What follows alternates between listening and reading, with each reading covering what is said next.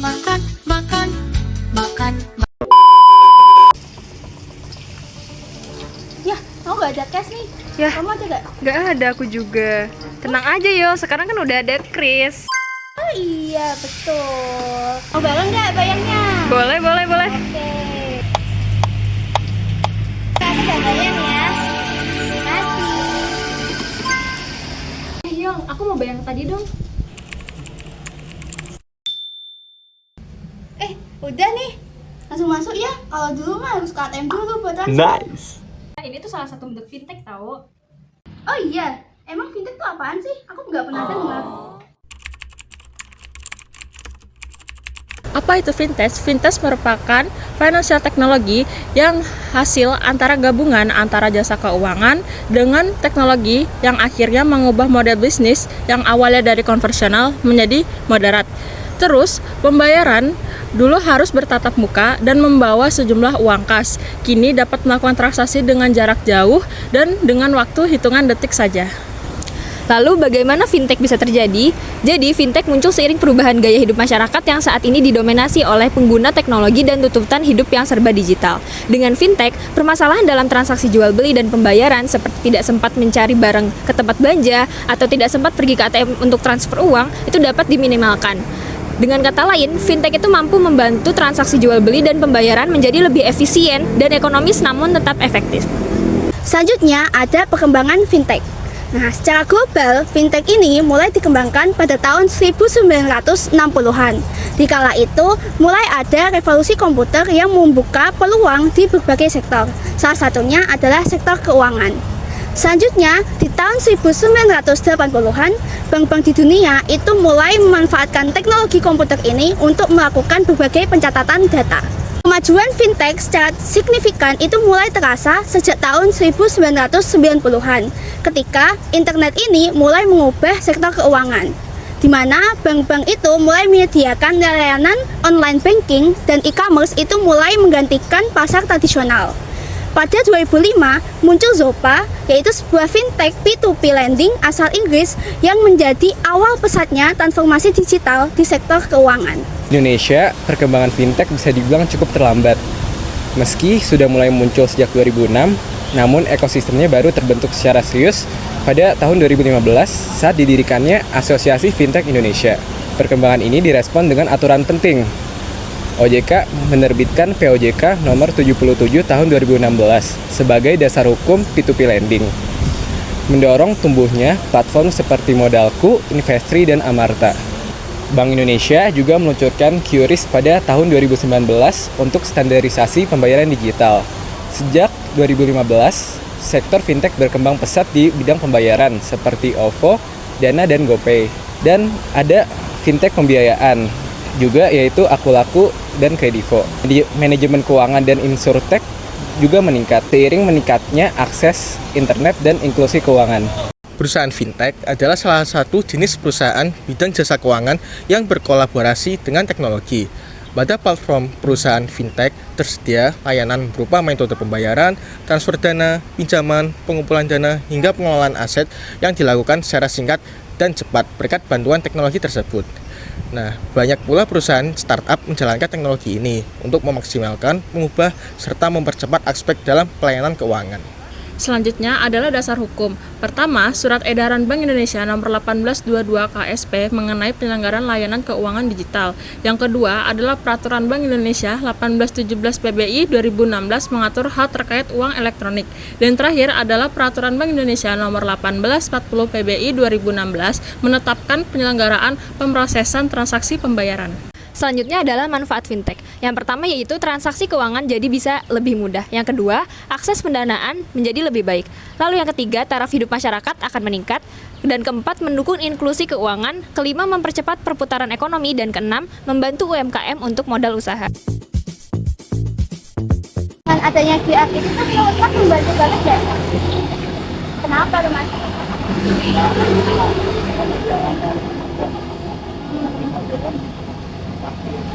Ya susah cari kembalian juga ya.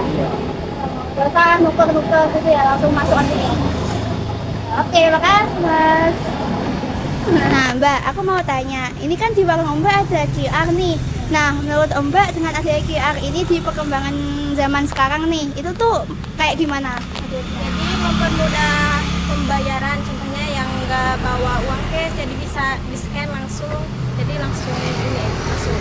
Terus Mbaknya juga nggak kesusahan gitu ya buat Iya, cari apa kembalian? Ya, Saling juga ya. Oke, makasih ya Mbak. Nah, kira-kira gimana sih caranya membedakan antara fintech ilegal dan juga fintech yang legal? Nah, ciri dari fintech legal itu yang pertama, berizin dan terdaftar di OJK. Yang kedua, informasi mengenai perusahaan itu jelas. Yang ketiga, biaya yang dibebankan sesuai dengan OJK. Selanjutnya, ciri fintech ilegal yaitu yang pertama, fintech ilegal tidak memiliki legalitas yang artinya tidak terdaftar dan tidak memiliki izin resmi dari OJK. Yang kedua, memberikan biaya, denda, dan bunga yang sangat tinggi dan cenderung tidak jelas dalam penagihan. Yang ketiga, proses penagihan tidak beretika dan cenderung kasar serta mengancam. Yang keempat, fintech ilegal akan mengakses data konsumen seperti kontak, kamera, mikrofon, dan lainnya. Yang terakhir, fintech ilegal juga tidak memiliki layanan pengaduan. Macam-macam fintech, yang pertama adalah P2P lending yang merupakan sebuah cara memberikan pinjaman modal kepada individu. Nah, sistem P2P lending ini memiliki konsep yang mirip dengan marketplace online pada umumnya. Jenis fintech seperti P2P lending memungkinkan setiap orang untuk dapat melakukan transaksi pinjam-meminjam untuk berbagai kepentingan tanpa menggunakan jasa dari lembaga yang sah. Nah, startup fintech di Indonesia sudah marak yang menggunakan fintech jenis P2P lending ini. Antaranya adalah Kredivo, Uang Teman, Coinworks, Investri, Modalku, dan lain-lainnya. Selanjutnya adalah crowdfunding. Crowdfunding ini merupakan pengumpulan dana secara massal dengan sifat lebih kreatif seperti mendanai suatu karya atau berdonasi. Dengan adanya teknologi ini, orang-orang dapat menggalang dana atau berdonasi untuk suatu inisiatif atau program sosial yang mereka peduli. Nah, fintech populer yang berorientasi pada jenis crowdfunding di Indonesia adalah kitabisa.com. Selanjutnya adalah microfinancing. Microfinancing merupakan salah satu layanan fintech yang menyediakan layanan keuangan bagi masyarakat kelas menengah ke bawah untuk membantu kehidupan keuangan mereka sehari-harinya. Biasanya masyarakat dengan ekonomi menengah ke bawah itu akan mengalami kesulitan untuk memperoleh modal usaha untuk mengembangkan bisnis atau mata pencaharian mereka. Nah, salah satu startup yang bergerak dalam bidang microfinancing adalah Amarta. Jadi Amarta itu mampu menghubungkan pengusaha mikro di pedesaan dengan pemodal secara online. Kemudian ada market comparison. Dengan fintech ini, konsumen dapat membandingkan berbagai macam produk keuangan dari berbagai penyedia jasa keuangan tersebut, mulai dari asuransi, KTA, KPR, dan lain-lain. Nah, fintech market comparison ini juga dapat berfungsi sebagai perencanaan finansial. Dengan bantuan fintech, pengguna bisa mendapatkan beberapa pilihan investasi untuk kebutuhan di masa depan. Lalu ada digital payment system. Fintech jenis ini bergerak di bidang penyediaan layanan berupa pembayaran semua tagihan seperti pulsa, kartu kredit, token listrik, dan lainnya.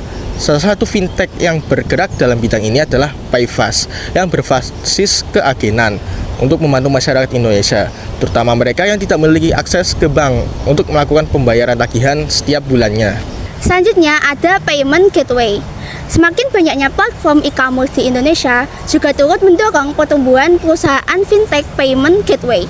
Nah, perusahaan ini berfungsi untuk menjembatani antara pelanggan dan penyedia layanan e-commerce dan juga memudahkan proses pembayaran secara virtual tanpa perlu ke bank atau ke ATM. Cukup dengan masukkan nilai nominal transaksinya saja. Payment gateway ini juga sudah berizin dan diawasi oleh Bank Indonesia, sehingga transaksi yang dilakukannya itu aman. Dari sisi keamanan, sistem ini dilindungi dengan 3 lapisan pelindung data. Yang pertama ada AVS atau Address Verification System, yang kedua ada C2V atau Card Verification Code, yang ketiga ada 3D Secure Password. Nah, contoh perusahaan dari payment gateway adalah perusahaan payment by QR, OVO, GoPay, Dana, dan lain-lain. Selanjutnya ada remitansi. Jenis fintech ini menyediakan layanan pengiriman uang antar negara. Remitansi sendiri bertujuan untuk membantu masyarakat yang tidak memiliki rekening bank, baik di dalam negeri maupun di luar negeri, untuk melakukan transfer. Adanya fintech ini juga bisa membantu para TKI, TKW, ataupun yang memiliki keluarga yang berada di luar negeri untuk melakukan pengiriman uang dengan mudah dan murah. Contoh perusahaan remitansi di Indonesia sendiri seperti ada Shaftrako dan juga Intrajasa. Perkembangan asuransi di Indonesia cukup berkembang pesat. Salah satu buktinya dari perkembangan Insurtech adalah banyaknya platform e-commerce yang memperjualbelikan produk asuransi. Adanya fintech ini memberikan kemudahan bagi masyarakat untuk bisa mengakses layanan asuransi, mulai dari produk, evaluasi, data nasabah, hingga pembelian polis yang dapat dilakukan melalui smartphone. Mengelola keuangan sering sekali menjadi tantangan, terutama dalam mencatat dan memantau arus kas secara teratur. Kehadiran fintech pengelola keuangan mempermudah proses tersebut dengan menyediakan fitur pencatatan otomatis, pelacakan pengeluaran, serta perencanaan anggaran yang lebih tertata. Jenis fintech ini tidak hanya bermanfaat bagi individu, tetapi juga dapat digunakan untuk kebutuhan bisnis skala kecil hingga besar, karena menyediakan laporan keuangan secara real-time dan akurat. Contohnya yaitu Finansialku dan Lendana. Dan terakhir adalah investasi. Jadi saat ini investasi itu banyak diminati oleh kalangan muda. Hal ini disebabkan karena investasi itu semakin mudah untuk dilakukan. Banyak aplikasi investasi yang menyediakan layanan secara online. Banyak juga produk yang bisa dipilih untuk investasi seperti reksadana dan Bitcoin. Contohnya adalah Ajek dan Modalku. Startup fintech adalah perusahaan rintisan berbasis teknologi yang berfokus pada inovasi layanan keuangan. Mereka bergerak cepat, adaptif, dan menargetkan solusi keuangan yang lebih inklusif dan efisien. Startup juga berperan dalam memberikan solusi untuk masalah sehari-hari, membuka lapangan pekerjaan baru, dan mendorong ekonomi digital serta transformasi sektor tradisional. Startup fintech adalah pemain utama dalam revolusi keuangan digital, dan salah satu bentuk nyatanya adalah P2P lending. Dengan teknologi, pinjaman bisa memproses lebih cepat, memberikan akses yang lebih luas, dan menciptakan pengalaman finansial yang modern. Selain itu, mereka juga menghadapi tantangan, mulai dari risiko gagal bayar, isu keamanan data, hingga bagaimana tetap mematuhi aturan tanpa kehilangan kecepatan inovasi.